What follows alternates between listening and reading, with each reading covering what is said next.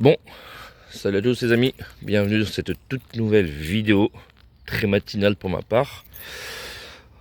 Aujourd'hui, on a fait une nouvelle acquisition, un nouvel outil de travail, si on peut dire ça.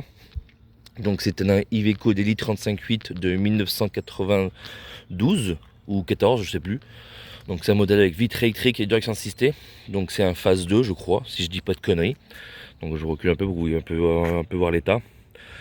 Donc voilà, d'origine c'est un porte-voiture avec un plateau Omar Z, je sais pas.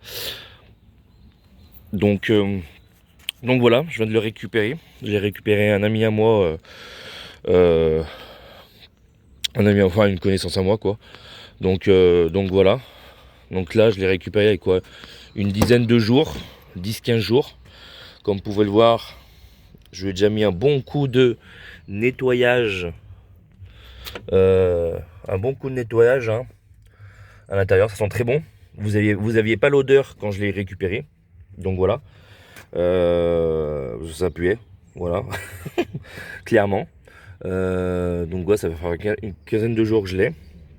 Donc c'est un véhicule, comme vous avez pu le voir dans l'annonce, dans le titre de la vidéo, c'est un véhicule que j'ai payé 1500 euros. Donc voilà. C'est un 2,5 litres. C'est un 2,5 litres diesel, sans turbo, encore une fois. Pour information, j'en avais déjà eu un. Un comme ça il y a quelques. Bon, là, je crois que c'était début d'année dernière. Ouais, début d'année dernière. Non, ouais, début d'année dernière. C'était le même modèle. J'avais déjà fait une vidéo. Donc, voilà. Donc voilà, le petit moteur 2,5 litres. Pompe à injection. La pompe à injection, elle a été rectifiée par le gars qui me l'a vendu. Donc moi, lui, ça faisait, au niveau de la rouille, hein, pour ceux qui connaissent, genre, c'est des modèles qui sont assez rouillés. Là, il n'y a que de la rouille de surface, il n'y a pas de rouille perforante sur le châssis. On le voit bien, bon, le moteur est sale, car le moteur, je ne l'ai pas encore, je l'ai pas encore nettoyé. Je ne fais que le châssis. Donc, direction assistée, super important sur ce type de véhicule, on va dire. Donc, globalement, hein, donc esthétiquement il n'est pas non plus au niveau de la peinture il n'est pas nickel hein, mais bon ça on s'en fout, ça reste un outil de travail, c'est une dépanneuse hein, c'est pas un outil de collection non plus. Donc, lui il a le starter automatique, alors que moi sur mon modèle que j'avais d'avant, le premier que j'ai eu, c'était un starter à manuel. Hop, voilà. Donc tout ce qui était entretien, hop. Alors moi quand je l'ai récupéré ce véhicule, je l'ai récupéré il y a une quinzaine de jours. On va faire le tour du plateau. Voilà, donc comme vous pouvez voir j'ai déjà changé les deux pneus avant. Les deux pneus avant sont neufs. Pneus 4 saisons, parce qu'ils étaient morts. Les deux pneus côté intérieur sont neufs aussi. Pareil on va faire le tour, vous allez voir. Le pneu côté extérieur il est neuf, des deux côtés. Mais côté intérieur je ne l'ai pas changé encore. Bah parce que c'est pas donné des pneus renforcés utilitaires, parce que là c'est du 185 75 16. Ils sont plus chers que les 195 75 16 à titre d'info hein. Donc je me suis aperçu de ça. Donc du coup c'est un modèle avec rampe. Voilà, c'est des rampes c'est des rampes fait maison, comme vous pouvez le voir. Vous voyez, c'est des rampes fait maison. Et là on a le treuil. Voilà, bon, avec la batterie, etc. Donc voilà, le treuil fonctionne très bien. Il n'y avait pas de crochet, donc j'ai mis ça en attendant. J'ai rafistolé ça en attendant. Voilà, c'est une dépanneuse qui ne roulait plus depuis, qui n'avait pas roulé depuis 2 ans, au moment où je l'achète. Regardez l'état du châssis. Hein. C'est avec plusieurs lames renforcées. Voilà. Et les seuls points de rouille qu'il va y avoir, regardez, là on est sur, c'est les bas de porte. Voilà. Les portes je les ai, mon collègue nous a donné avec des portes en très bon état. Voilà. Et faut que je les change. Parce qu'en fait du coup celles-ci, elles sont en vide manuel. Et j'ai fait ça pour les vitres électriques. Donc je les ai récupérées, elles sont au garage. Mais je sais pas si je vais le faire. Vous voyez, Le pare-choc était tombé, ça c'est normal, ça m'était arrivé aussi. J'ai remis des vis, des petites vis à droite à gauche. J'ai changé l'essuie-glace, j'ai fait la vidange filtre à huile. Et il faut que je change les plaquettes avant, qui sont mortes. Donc voilà, concrètement le plateau. Hop, il reste globalement plutôt propre. Voilà, quand je l'ai ramené en roulant, j'ai remis ma voiture de tous les jours, je l'avais mis là sur le plateau. Bon, heureusement qu'elle roulait. Après, c'est sûr que les rampes, elles sont pas forcément top. Étant donné que vous voyez, il y a des trous en fait. Les pneus, ils se mettent dans le trou, si vous voulez, et ça, c'est un peu chiant. Voilà. Donc là, pour le moment, je l'ai pas ramené en lieu sûr, entre guillemets, on va dire. Mais je vais la ramener prochainement là. Parce que là, je m'en sers quasiment tous les jours. J'ai déjà commencé un peu à travailler avec. Donc voilà, lui là, on connaît. Lui de chez Action, 10,40, 12 euros, ça suffit très bien. Des moteurs increvables. Hein, j'ai mis petit coup de tapis, petit coup de propre. Vous voyez, j'ai encore les paquets à faire. Voilà les sangles, toutes chez Action. Il n'était pas équipé, mon collègue a tout gardé. Hein. Donc forcément, le petit adapteur pour la lumière, l'aide qui est derrière, mais bon, elle a un peu du vécu la lumière, donc je vais en commander d'autres. Et là, j'ai la télécommande du treuil. Voilà, concrètement,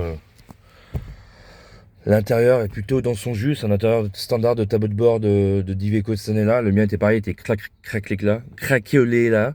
Et j'ai la benne de mon collègue, Jean du Voyage, là, avec qui je travaille régulièrement.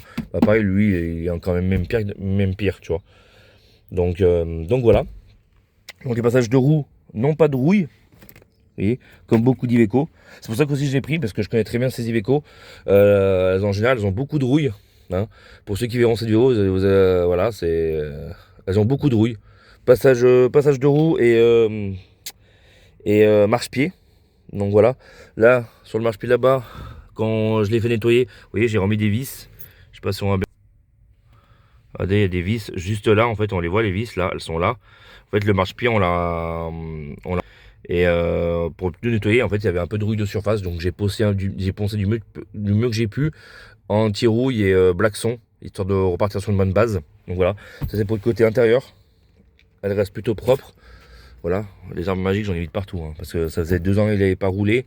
Il était resté dans un terrain abandonné, enfin dans un terrain abandonné, dans le terrain du collègue, et il était plein de boue dans la boue au fond des carcasses, etc. Donc j'ai encore ça aussi à faire. Mais bon. Et concrètement, là ce qui est bien, c'est qu'on a les petits plots, hein, c'est très bien. Et tout ce qui est faisceau, tout ce qui est attelage, vous voyez, les lampes, les feux sont cassés, mais ils fonctionnent tous en fait. Faut juste les refaire propres. Donc voilà les gars, dites-moi ce que vous en pensez de cette petite dépanneuse pour 1500 euros. Donc hop, on va se mettre au volant, on va lui mettre un petit coup de démarrage pour que vous puissiez voir comment ça démarre. On va fermer la porte aussi. Hop, regardez comment ça fait dedans. Alors c'est sûr que c'est rustique, hein, c'est très vieux. Ouais, elle a 260 000, donc certifié Stovec. Voilà. Pour ceux qui connaissent ces modèles-là, en général le compteur ne marche pas parce qu'il y a un fil plus à mettre sur le moins ou sur le plus, je sais plus. Lui il marche. Donc je suppose que le compteur n'a jamais été trafiqué. En tout cas, l'historique se suit bien. Et le gars qui l'avait là, avant moi, enfin le gars à qui je l'ai récupéré moi, avait la dépanneuse depuis, je crois que c'était depuis 2015. Donc ça faisait pas mal de temps qu'il l'avait. Il l'a laissé en fait, il l'a laissé si vous voulez parce que il en avait il a acheté un truc peu récent quoi, tout simplement. Donc c'était pas mon objectif, de me racheter une dépanneuse tout de suite. Je suis parti le voir pour un truc rien à voir avec l'achat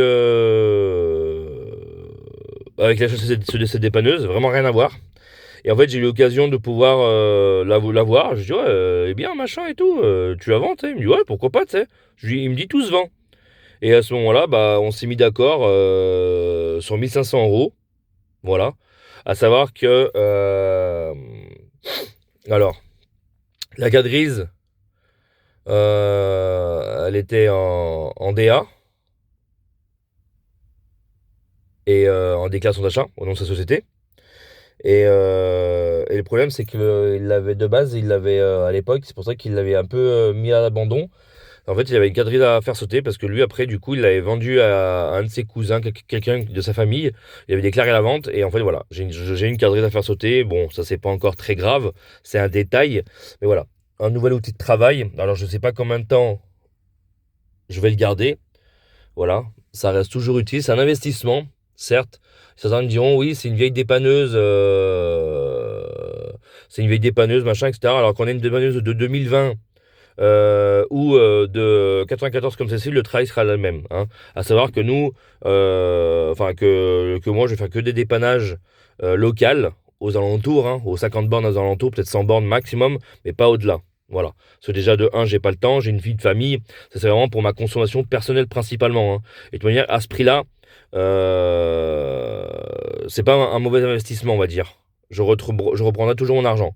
C'est une comme ça, aujourd'hui, ça vaut entre 3 et 4 000 euros sans être gourmand. Hein. Il y en a toujours qui les vendent plus.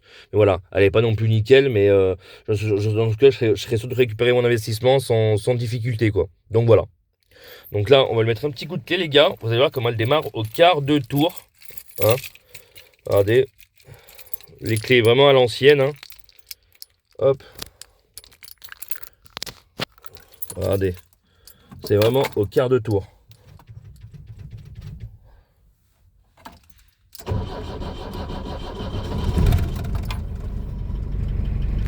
Voilà, il a fait un peu plus froid.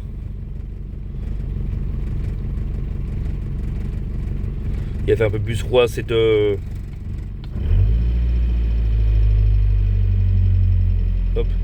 Le petit voyant, lui, en général, quand on roule, il s'éteint.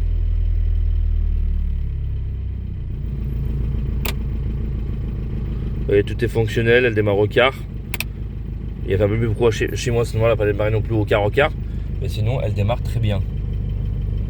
Donc voilà, dites-moi ce que vous en avez pensé de ce nouvel achat. Dites-moi si vous l'auriez pris aussi à ce prix-là. Est-ce que ça vaut le coup, une dépanneuse à ce prix-là, malgré sa, on va dire, vétusté, parce qu'il faut pas se mentir, hein, elle n'est pas non plus de dernière génération, hein, vous voyez.